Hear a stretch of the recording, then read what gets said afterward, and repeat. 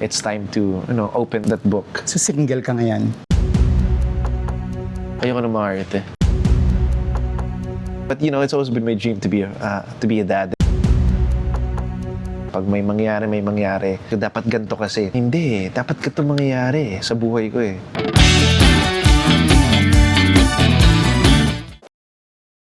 Kamusta na yung puso mo ngayon? Okay naman. Segue ko lang. Okay naman po. Well, I'm really busy with work. Yung buhay ko yan, puro work.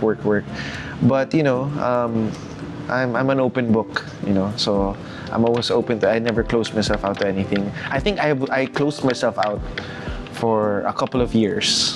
And then eventually sabi ko, I think it's time to, open that book. So, yun. So single ka ngayon? Secret. So, Brag. Secret. Anong greatest lesson mo sa pag-ibig? Greatest lesson, actually mahirap yan eh. Super hirap po yan. And a total of things, I think it just makes me grow. And everything that you go through in life just makes you a better person. It makes you grow, it makes you learn. But specifically, it's too complex to mention one. But I can say is, I'm a much better person now.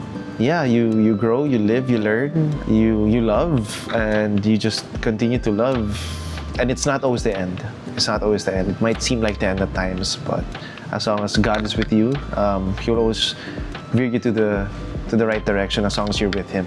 I'm never closing anything. Parang you're not the type to date, no? Parang you take your time, right? In terms of choosing. I guess so. Before it was maybe the same. Oo nga naman. Ganun din naman talaga ako. Tamad Siyempre, ka? Hindi naman. Baka matagal mamili. Yeah, but as more than time, I also didn't have much time then kasi I was always busy from the get-go. I started 16 years old, nagtatrabaho na po ako eh. Ang buhay ko talaga was always in the showbiz world. So, yeah, parang it was always secondary to me. Yung time na yun yung thinking about dating and stuff. May hinahanap ka bang katangian? Traits o ganyan? Mabait. Mabait. Masaya lang kasama. And someone who's understanding, maalaga. Ganun lang naman po. Basta hindi masyadong maarte. Yun lang nga. Ayoko na maarte. Pareho tayo, charot. Yeah. Ken, nakikita mo yung sarili mo na mag-aasawa ka naman, magkaanak. That's yung sinasabi ko naman ever since before, yun talaga dream ko sa buhay eh. Sabi ko, ang dream ko talaga sa buhay is to have a family. To just, live peacefully by the beach or kahit saan man. Travel the world with my family. Just right now, I'm not sure. I'm so busy kasi, I just came back. Ang dami ko pang gustong i-set up at para talagang pwede na ako magpahinga ng malala, di ba? But it's always been my dream to be a dad and to have a family. Ken, marami ka ng investment. In properties po. Talaga? Mga properties. Ever since before, dun talaga nag-focus si mama. Hindi ako masyadong makotse. Or sa clothes or sa mga, other stuff. Tsaka mga statues ko, pero yun, personal stuff ko na yung mga luho ko, yung mga statues ko. Sa ano po talaga, sa lupa, ever since nagsimula ako sa showbiz, buti na dyan si mama talaga yung nagsabi, invest sa lupa. Batangas house mo, binenta mo ba yun? Nabenta ko na po yun. Kasi wala na kami na rin ni mama dito eh. So, Ma-maintain or mahirap din eh. kaso. Yeah, pero I love the beach so much. So, Ganda ng location nun, di ba? Opo, sa ano lang. Pero may isang lupa pa naman ako. So, lupa lang, walang bahay. Ang hirap din kasi, mahal din ang lupa po eh. Kasi nag-build and sell ka pala. Well, we started. Now, I'm thinking of build and sell. So, may isang rental ako na property. I sold 3 properties na.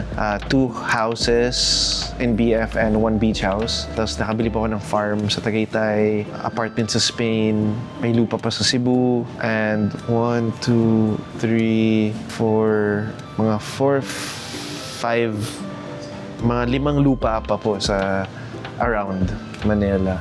Hindi lang 5. Mga 7 po. Pero iba kasi medyo prime. Yung isa beachfront, so medyo mataas yung bentahan. Kasi pinapataas mo muna.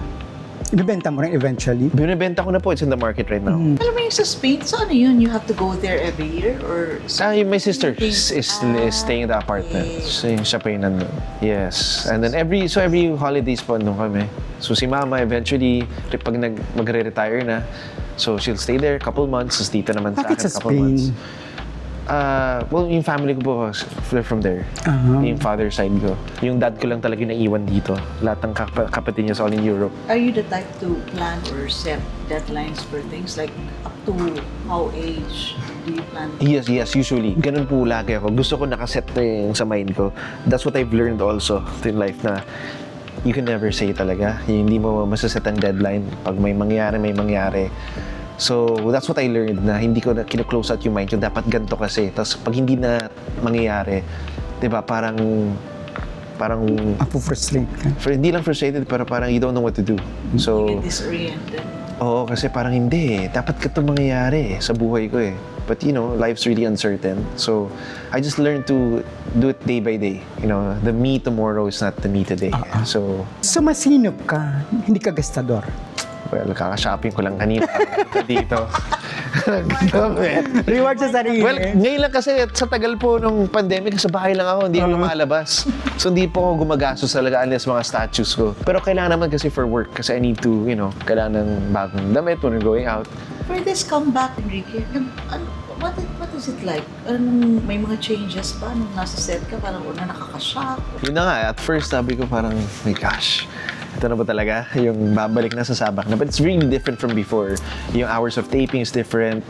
Hindi na kami hand to mouth. We were able to start early. So, mas relax po ngayon. Yan masasabi ko. Mas relax ngayon. Ano pa ba? Ang sarap ng feeling na, I really missed it. Nakaka-enjoy po siya. Yes, nakakapagod pero I really enjoy it. Na-miss ko rin talaga eh. Kaya bumalik po din po ako.